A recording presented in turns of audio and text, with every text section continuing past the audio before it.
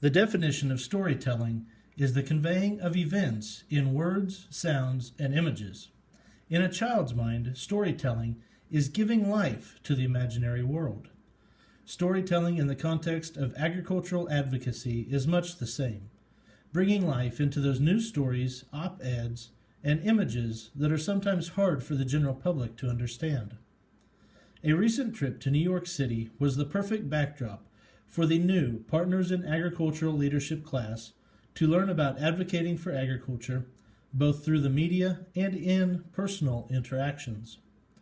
During our intense study sessions, we learned about using personal stories to add volume and depth to our messages. The most important lesson I learned about storytelling, however, happened outside of the classroom, on the streets of New York City. Telling our stories of agriculture is as much understanding our audience as our story itself. If we can open the door through different connections, our information is much more readily accepted.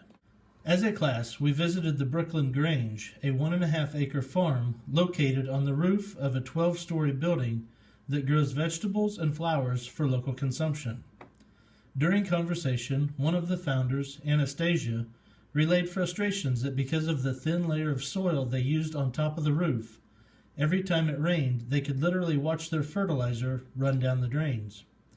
They had recently purchased a fertilizer pump for their drip irrigation system, but were unsure of the advantages it would have.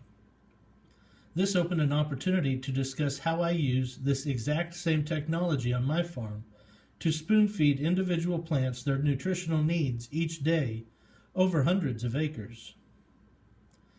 As I visited with consumers at Union Square Farmers Market and also the flagship store for Whole Foods, I heard the same message over and over.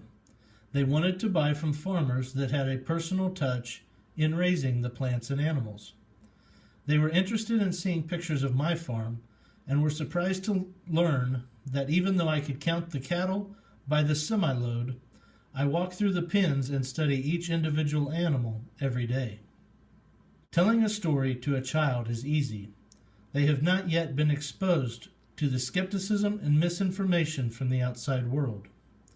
Advocating for agriculture to the general public can be just as easy, but we must first open their eyes in full wonderment for the story to truly come to life.